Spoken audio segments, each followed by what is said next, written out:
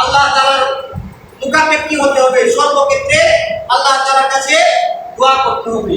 আমরা কি করি, দুনিয়াবি সমস্যার সম্মুখীন হলে আমরা দুনিয়াদারদের পিছনে ছুটতে থাকি, দৌড়াইতে থাকি, এমনকি যে আমরা শিরক পর্যন্ত করে ফেলি। আমরা মনে করি আল্লাহ তাআলা আমাকে সন্তান দিচ্ছে না, কারো একেবারেই সন্তান হচ্ছে না, কারো কি ছেলে হচ্ছে মেয়ে হচ্ছে না, কারো মেয়ে হচ্ছে ছেলে হচ্ছে না, কারো কি কোনো কিছুই হচ্ছে না। তখন কি করে তারা বাবার দরবারে দৌড়ায়, বাবার দরবারে কি করে দৌড়ায়, মান্নত করে দিয়া বাবার কাছে চাই, বাবা আমাকে কি দাও, একটা ছেলে দাও, যদি আমাকে ছেলে দাও আমি তোমার দরবারে একটা রেট ছড়াইব, আমি একটা কাশি দিব, আমি একটা গরু দিব। এই যে কাজটা করলো, সে তার ঈমানটাকে ধ্বংস করে দিল।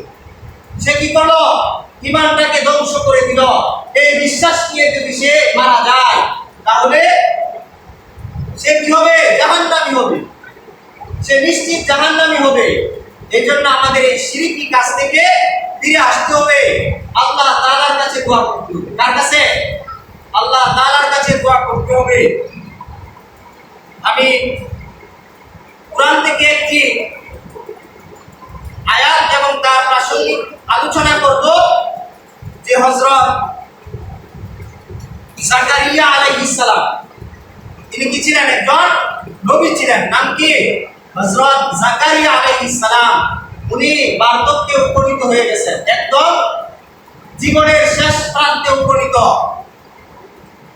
এবং তার স্ত্রী আয়েশা হয়ে গেছে, যে সময়ের পরে আর মহিলা কি হতে পারে না, গর্ভধারণ করতে পারে না, একদম বার্ধক্য পৌঁছে গেছে, বন্ধা হয়ে গেছে। তিনি কি করতেছেন, উনি নবী, উনি আশঙ্কা করতেছেন আমার আনিত ধর্ম, আমার পরবর্তীতে যদি যোগ্য উত্তরসূরি না থাকে, তাহলে তো আমার এই আনিত ধর্ম, সত্য ধর্ম পৃথিবীতে থাকবে না, ধ্বংস হয়ে যাবে। আমার ওয়ারিসদাররা যারা আছে, আমার বাতিজারা, আমার ভাইয়েরা যারা আছে, বা আমার বংশের অন্যান্য লোক যারা আছে, তারা এই দিনকে ভালো পায় না, পছন্দ করে না, তারা তো এই দিনকে নষ্ট করে দিবে। তখন জাকারিয়া আলাইহিস সালাম আল্লাহ তাআলার কাছে দোয়া করলেন। কি করলেন? দোয়া করলেন। সূরা মারইয়ামের মধ্যে আসছে, ক্বালা রাব্বি ইন্নী ওয়াহানাল আযমু মিন্নী, যে তিনি বলেন, হে আল্লাহ, ইন্নী ওয়াহানাল আযমু মিন্নী, নিশ্চয় আমার শরীরের হাড় দুর্বল হয়ে গেছে। যারা বৃদ্ধ হয়ে যায় তাদের শরীরের হাড় কি হয়ে যায়? দুর্বল হয়ে যায়। এরকম বয়সে উপনীত হয়ে গেছে।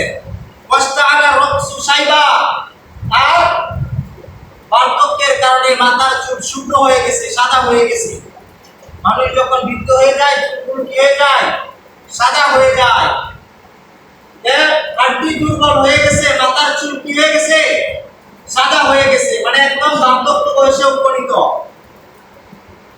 এরপরে বলতেছেন, ওয়ালাম আকুম বিদুআইকা রাব্বি শাকিয়া, হে আমার রব, আপনাকে ডেকে আমি কখনো, আপনার কাছে দোয়া করে আমি কখনো ব্যর্থ হইনি, ব্যর্থকাম হইনি। আমি যতবারই আপনার কাছে দোয়া করেছি আমি সফল হয়েছি। এই দোয়া আপনি কি করেছেন? কবুল করেছেন। যে একদম বার্ধক্য বয়সে উপনীত, তার স্ত্রীও বন্ধা হয়ে গেছে, এমন বয়সে উপনীত হয়েছেন, কখনো কোন বিজ্ঞানীর সূত্রে বলবে না যে তারা আমার গর্ভ ধারণ করতে পারবে। এরকম বয়সে উপনীত হয়ে গেছেন। তিনি কি করলেন? আল্লাহ তাআলার কাছে গোপনে দোয়া করলেন। কি করলেন? ওয়া ইন্নী খিফতুল মাওয়ালিয়া মিন ওয়ারাই, আমার পরিবর্তে, আমার অবর্তমানে আমি আমার পরিবার পরিজনকে আশঙ্কা করি যে আমার আনিত দিনকে তারা কি করে ফেলবে? নষ্ট করে ফেলবে, ধ্বংস করে ফেলবে। ওয়া কানাত ইমরাতি আমিরান, আর আমার স্ত্রী হলো বন্ধা। যে সকল মহিলারা বাচ্চা হয় না, তাদেরকে আমরা কি বলি? বইয়ের ভাষায় বন্ধা বলা হয়। কি বলা হয়? বন্ধা বলা হয়। বন্ধা হয়ে গেছে। এখন এই অবস্থায় তিনি দোয়া করতেছেন, ফাহাবলি মিন লাদুনকা ওয়ালিয়া, হে আল্লাহ, আপনি আপনার পক্ষ থেকে আমাকে একজন যোগ্য উত্তরসূরি দান করুন, যোগ্য উত্তরসূরি দান করুন। এরপরে ইয়ারিথনি ওয়া ইয়ারিথ মিন আলি ইয়াকুব, ওই যোগ্য উত্তরসূরি আমার কি হবে? উত্তরাধিকারী হবে এবং ইয়াকুব আলাইহিস সালামের বংশের উত্তরাধিকারী হবে। বংশের প্রদীপ, ইসলামী প্রদীপ কি করবে? জ্বালিয়ে রাখবে। এই দোয়া করছে যে আমাকে কি করুন, এরকম একটা যোগ্য উত্তরসূরি দান করুন। ওয়াজআলহু রাব্বি রাদিয়ান, এবং আপনি তাকে সন্তুষ্টভাজন বানান, তাকে সন্তুষ্টভাজন বানান, যাতে সে কি থাকে, তার প্রতি আপনি রাজি খুশি থাকেন। এরকম একজন উত্তরসূরি আমাকে দান করুন। এরপরে আল্লাহ তাআলা সুসংবাদ শুনাইতেছেন, ইয়া জাকারিয়া, হে জাকারিয়া, ইন্না নুবাশশিরুকা বিগুলাম, আমি তোমাকে এক পুত্র সন্তানের সুসংবাদ দিচ্ছি। আল্লাহ তাআলা তার দোয়া কি করলেন? কবুল করলেন। কি দোয়া করছিল? যোগ্য উত্তরসূরি আল্লাহ তাআলা যেন দান করেন। কোন অবস্থায়? এমন অবস্থায় যে অবস্থায় কখনো কল্পনা করা যায় না, বিজ্ঞানের জ্ঞান কখনো বলবে না যে তাদের কি হবে, সন্তান হবে। এরকম বয়সে উপনীত হয়ে আল্লাহ তাআলার কাছে কি করতেছেন? দোয়া করতেছেন। আল্লাহ তাআলা তার দোয়া কি করেছেন? কবুল করেছেন। এরপরে আল্লাহ তাআলা কি করেছেন?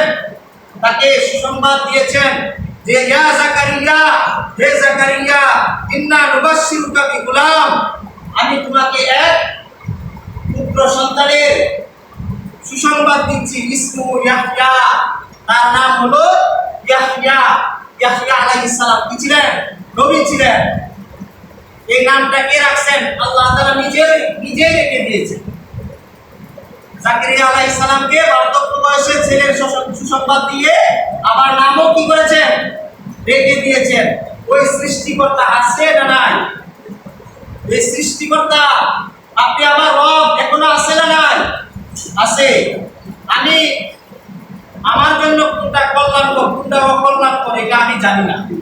আমরা মনে করি আমি যদি এই অবস্থায় থাকতাম তাহলে এটাই আমার জন্য কি হইতো? ভালো হইতো। কিন্তু ভালো মন্দ কে জানেন? আল্লাহ তাআলা জানেন। আমরা যদি দোয়া করি, মুমিনের দোয়া কি হয় না, কখনো বৃথা যায় না। আমরা যে দোয়া করি আল্লাহ তাআলা দোয়া কবুল করেন। বিনিময়ে কি করেন? হয়তো সরাসরি আমরা যেটা চেয়েছিলাম আল্লাহ তাআলা ওইটাই দান করেন, অথবা আমার উপর আপনার উপর কোনো বিপদ আসতেছিল, এই দোয়ার বদৌলতে আল্লাহ তাআলা ওই বিপদটা থেকে আমাকে উদ্ধার করেন। বিপদটা থেকে আমাকে কি করেন? উদ্ধার করেন। ওই বিপদটা আমার থেকে কেটে নিয়ে যায়। এই দোয়ার দ্বারা কি হয়? বালা মুসিবত কি হয়ে যায়? দূর হয়ে যায়।